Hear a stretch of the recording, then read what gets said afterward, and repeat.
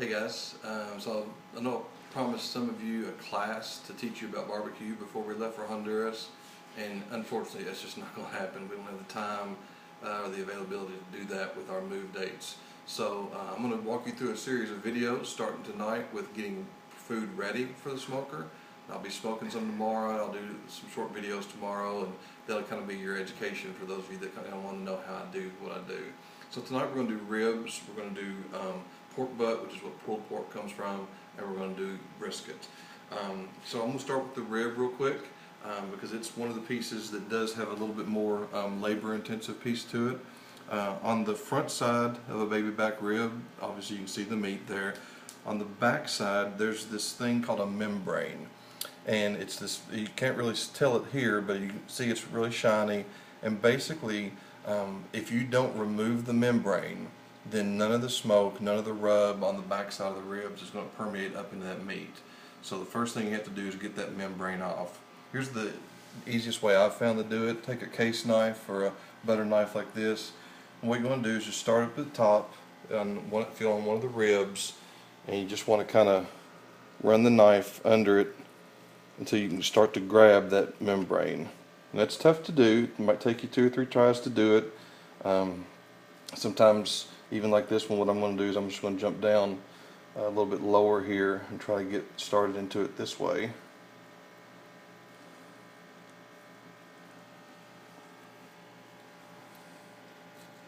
And you can see it's starting to pull away there, so what you want to try to do is rub that knife all the way across as best you can, just following that bone to where you can get your fingers up underneath of it.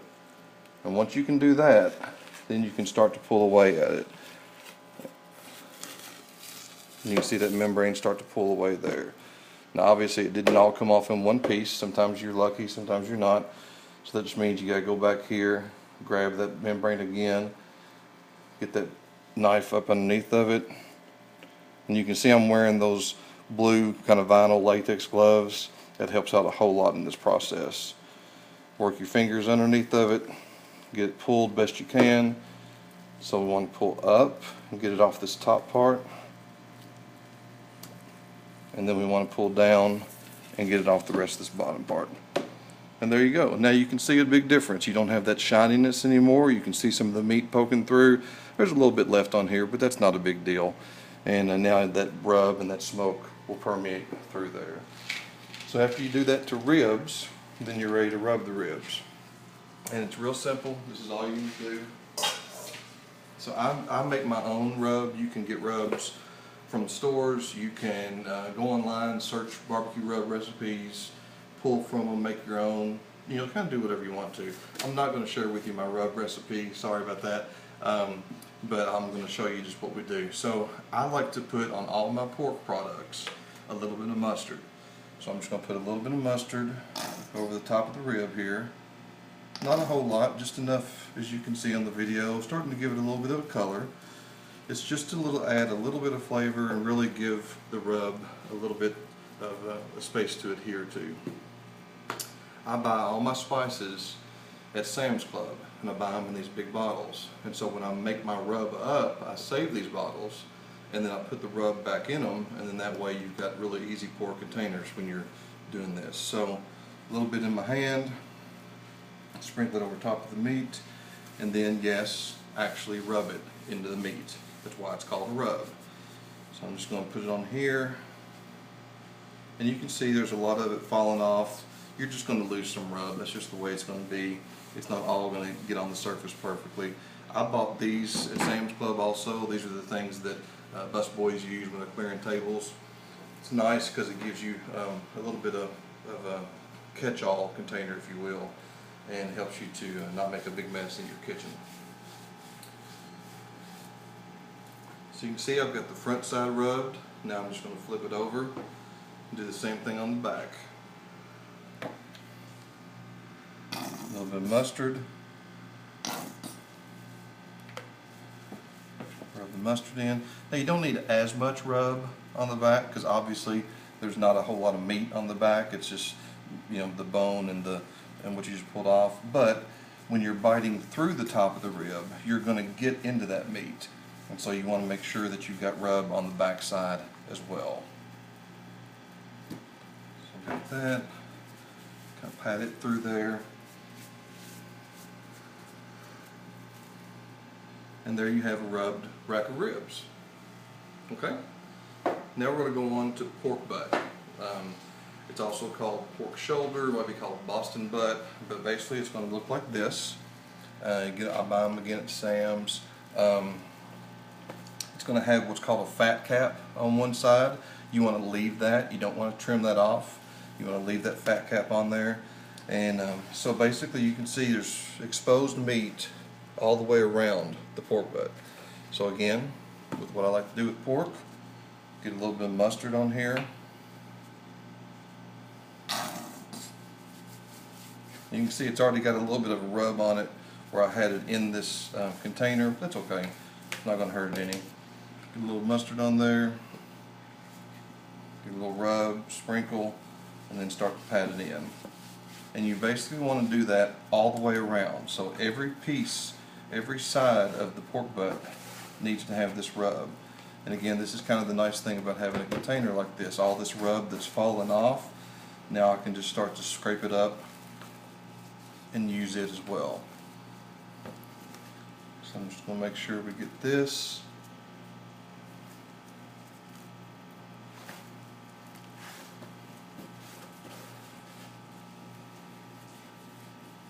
Okay. If you think about it, add a little extra mustard on the sides too. Just rub it in with it. Gives it a little bit extra. Now the reason you don't want to trim that fat side off of it is because when we put it on the smoker tomorrow, we're going to put it fat side up. So as it slow cooks all the way through the day tomorrow, all that fat's going to render down and around and through, and just give it lots of good flavor, give it lots of good oomph, as we like to say back in Kentucky. And obviously on the fat cap, because it's fat and not meat, you don't want to put a whole lot of rub up there, but you want to put some, again, because it is going to melt its way off, and that rub will melt with it and begin to saturate that piece of meat. Okay?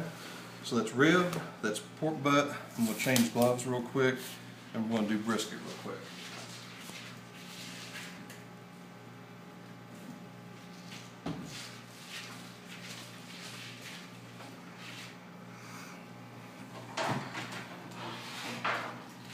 The brisket has a different kind of rub to it, so I don't want to use it in the same thing that I've been using with the pork. Typically when I buy brisket, I buy it at Sam's, and it'll be back in the meat department. It's going to be a big piece of meat like this. There's 2 points or 2 parts to a brisket: the flat, which is kind of the underside, and then something called the point. And so when you buy that, you have to trim all the fat off of it, and there's a lot of work to it. For the sake of our video tonight, I found a brisket at the local grocery store, and they've already done all that work for me. They separated the flat from the point, they trimmed all the fat off for me, and so again, just for the sake of our video tonight, I just went on and bought this piece. Normally it would be, 3-4 times the size of this, have a lot more fat on it. You can Google, you can get on YouTube, type in, how to trim a brisket or how to process a brisket. There's all kinds of websites out there that'll tell you how much fat to trim, how to separate it after it's cooked, because in the whole brisket, once you smoke it, then you want to cut that point part off the top, leaving this flat part to do slices from, and then you use the point stuff for other parts of the brisket. But again, just for our sake, we're just going to do this. Now, I am going to share with you my brisket rub, because it's really simple, not like a pork rub. When you get into meat, into beef especially, you want the beef to shine through. You don't want to cover it with a lot of flavors. So all my brisket rub is black pepper, salt, a little bit of garlic powder, a little bit of onion powder. Mostly black pepper and salt is all it is. And we don't have to put any mustard or anything like that on it. We don't want anything to really mask that flavor of the beef. We want to just highlight it a little bit. So we're going to shake out a little brisket rub, crumble it over, and again just start to rub it on. Not real thick, because again tomorrow when we cut the brisket, we want the brisket to be the star of the show. We don't want all the extras to be the star of the show. So we're going to come over here, cover this side of it a little bit. Over here, just get all these sides.